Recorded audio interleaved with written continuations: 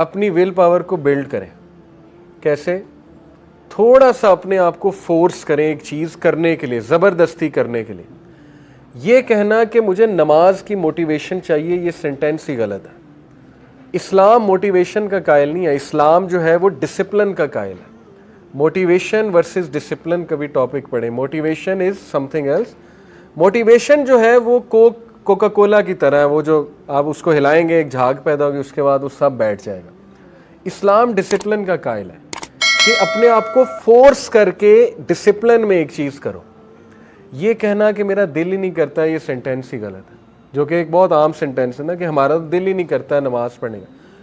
اللہ کے نبی صلی اللہ علیہ وسلم نے فرمایا جب انسان نماز کے لیے کھڑا ہوتا ہے اس کے گناہ, صغیرہ گناہ یہاں آ جاتے ہیں.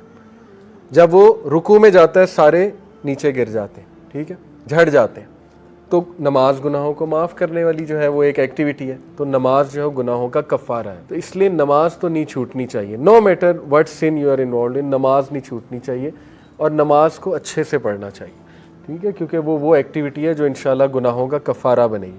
تو دل کرانا پڑے گا. کتنی چیزیں دنیا میں جن کا دل نہیں کرتا ہم کرتے ہیں, ہے کہ نہیں؟ اسکول جانے کا دل کرتا ہے, یونیورسٹی جانے کا دل کرتا ہے, اللہ یہ کہ وہ یونیورسٹی میں بہت چیزیں ایسی چل رہی ہوں.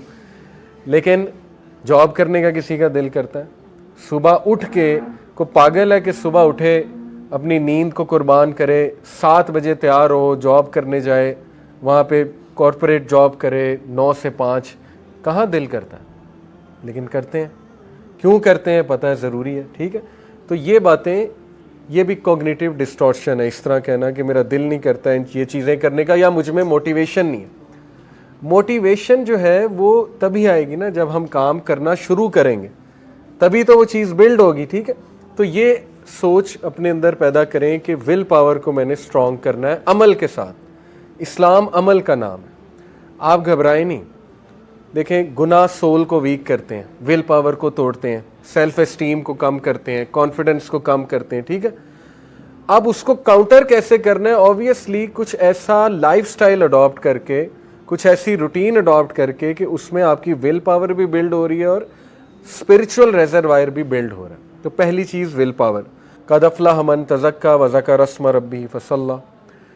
فلاح پا گیا وہ انسان, اللہ نے فلاح ڈسکرائب کر دیا, جو فصلی, جس نے نماز پڑھی, وذکر اسم ربہ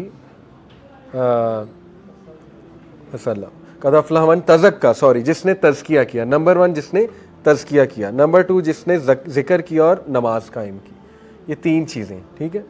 تو تزکیہ کا تعلق ول پاور سے بھی ہے, میں نے آپ کو پہلے ہی بتا دیا. اپنے آپ سے سوال کریں, اپنے آپ کو خود موٹیویٹ کریں, ڈسپلن میں آئیں. ڈسپلن سے کوئی چیز کرنا تو شروع کریں نا. ایک صحابی نبی اکرم صلی اللہ علیہ وسلم کے پاس آیا, یا رسول اللہ صبر کیسے آئے گا؟ اللہ کے نبی نے کہا صبر کرنے سے آتا ہے. اور کیا سجیشن ہے؟ ایک بندہ صبر کر ہی نہیں رہا تو صبر آئے گا کیسے اس میں, ٹھیک ہے نا.